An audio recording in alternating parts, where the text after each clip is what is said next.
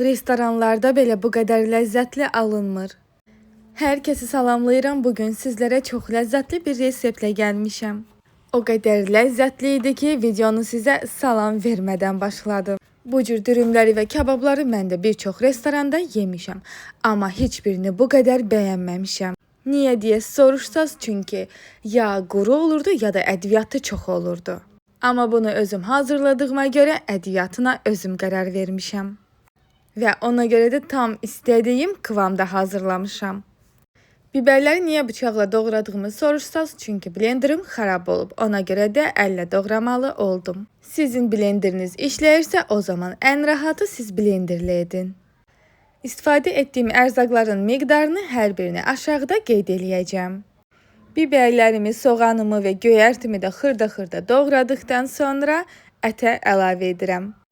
Bütün ərzaqları birləşdirib ədviyyatlarını da tökdükdən sonra yaxşı-yaxşı yoğururam. Və bildirmək istəyirəm ki, mən ətimə biraz da quyruq istifadə eləmişəm. Tökdüyüm ədviyyatlardan duz, cirə, qırmızı şirin biber və qara istiot olub. Əgər siz çox acılı olmağını istəyirsinizsə, o zaman qırmızı acı istiotdan da istifadə edə bilərsiniz. Ədviyyatları da tökdükdən sonra yaxşı-yaxşı yoğururam.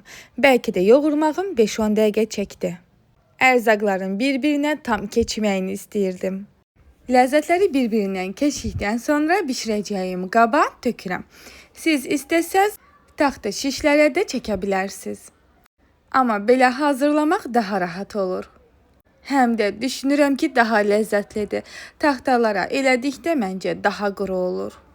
Qabda bişdiyində öz şirəsində, suyunda olur və daha yumuşaq və ləzzətli alındı. Məncə hazırlayıb qərarı özünüz verin. Şişdə daha ləzzətlidir, yoxsa belə. Həm də gördüyünüz kimi heç bir çətin də bir şey yoxdur. Ərzaqları birləşdirib sobaya göndərib bişiririk. Yəni yorulacağınız bir resepti sizinlə bölüşməmişəm. Sizlərin yorulmadan amma ləzzətli yemək yeməyini düşünmüşəm. Bunu nəzərə alıb videomu bəyənməyi unutmayın.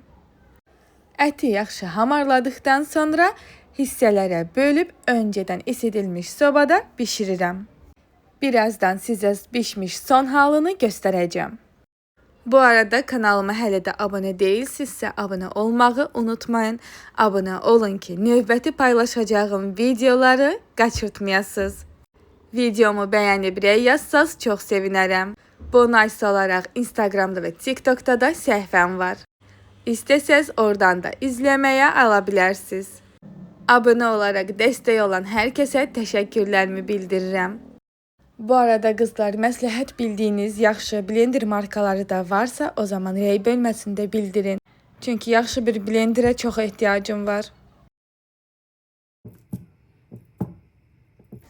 Və budur, bişmədən öncə ən son halı belədir. Qızdırılmış sobama qoyub bişməyə göndərirəm. Və mən lavaş arasında yemək istədiyim üçün öncədən soğanla cəfərini də doğrayıb hazırlayıram. Qırmızı soğan, cəfəri və biraz da sumaq töksəz çox ləzzətli olacaq. Qırmızı soğan deyib, amma özüm ağ soğan doğrayıram, çünki mənim qırmızı soğanım yox idi. Amma qırmızı soğan da eləsəz daha ləzzətli olar. Soğan və cəfərini də hazırladıqdan sonra yeməyim də artıq bişib. İndi gəlin bişmiş halına baxaq. Bu yeməyin dəqiq adını bilən varsa qeyd eləsin. Mən kebab dürüm olaraq qeyd eləyirəm. Amma dəqiq adı necə gedir bilmirəm. Öncədən doğradığım üçün çıxardanda da çox rahat oldu. İstəsəz lavaşı öncədən yağına da batıra bilərsiniz, amma mən o qədər yağlı olmağını istəmədim.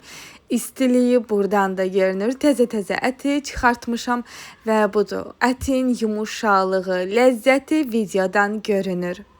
Əlbəttə ki, artıq içini istədiyiniz kimi zövqünüzə uyğun doldura bilərsiniz. Mən pomidor və hazırladığım soğanı əlavə elədim. Və bu halıyla çox bəyəndim. Siz də hazırlayıb nuş edin. İzlədiyiniz üçün təşəkkürlər.